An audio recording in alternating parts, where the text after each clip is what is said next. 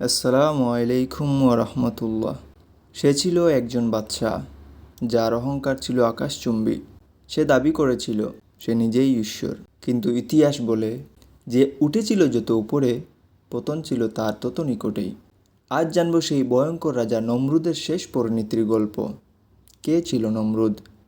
কেন তিনি ইব্রাহিম আলাইসাল্লামের বিরুদ্ধে অবস্থান নিয়েছিলেন? আর কিভাবে তার মৃত্যু হয়েছিল একটি ছোট্ট মশার কামড়ে? তখন আমাদের সাথে শুরু করছি নমরুদের মৃত্যুর রহস্যের ইতিহাস। পৃথিবীর 4জন বড় বড় শাসকের অন্যতম একজন নমরুদ। প্রায় 400 বছর রাজত্ব করেছিল সে। খলিলুল্লাহ হজরত ইব্রাহিম আলাইসাল্লামের সময়কালে শাসক ছিল নমরুদ।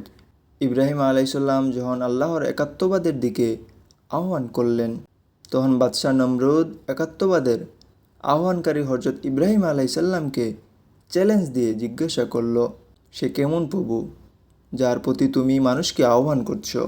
আমাকে তার কিছু বৈশিষ্ট্য শোনাও। তখন হজরত ইব্রাহিম আলাইসাল্লাম বললেন, জীবন মরণের সব শক্তিই তার হাতে।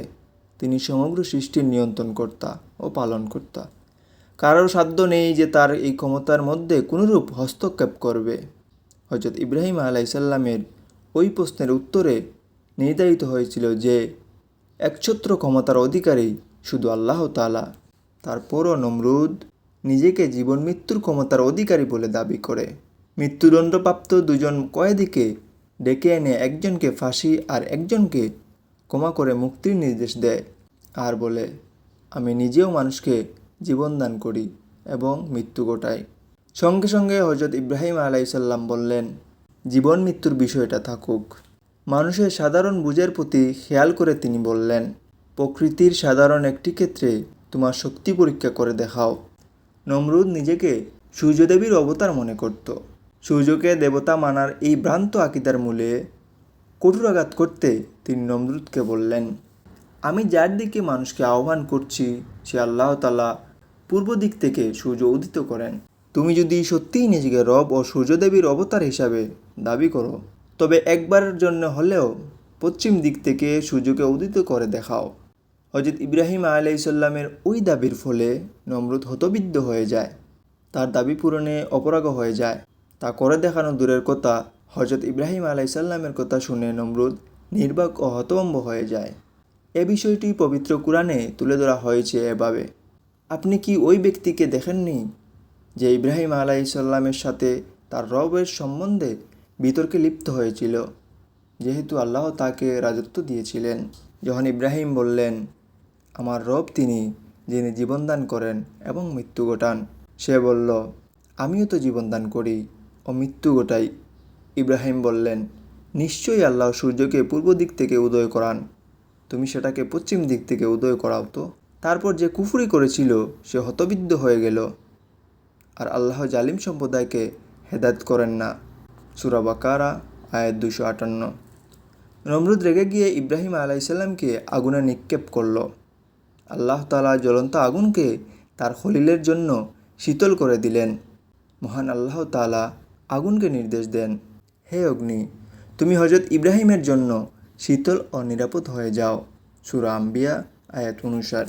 হজরত ইব্রাহিম আলাইসাল্লামের একাত্মবাদের আহ্বানে সাড়া না দিয়ে নমরুদ উল্টো আল্লাহ তাআলার সঙ্গে যুদ্ধ ঘোষণার দৃষ্টান্ত দেখে বাহিনী প্রস্তুত করল।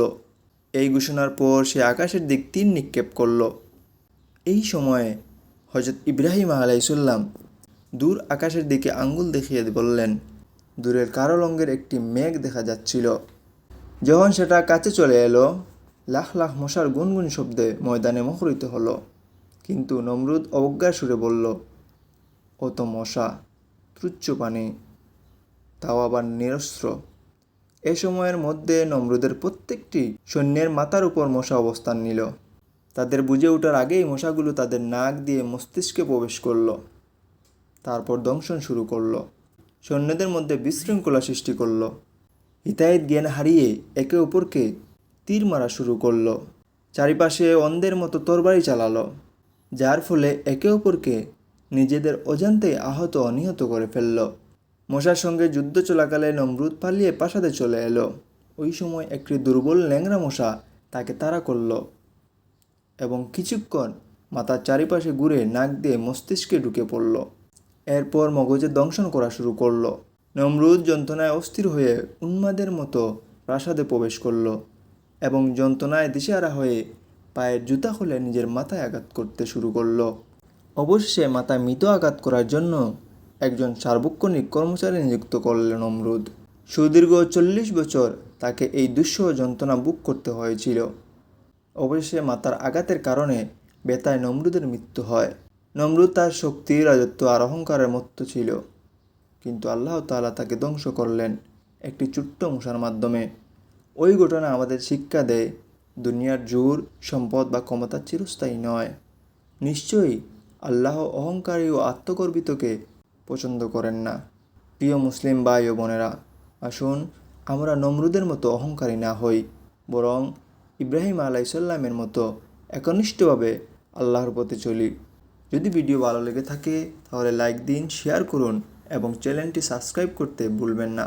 আল্লাহ আমাদের সকলকে হেদায়েত দান করুন। আমিন। আসসালামু আলাইকুম ওয়া রাহমাতুল্লাহ।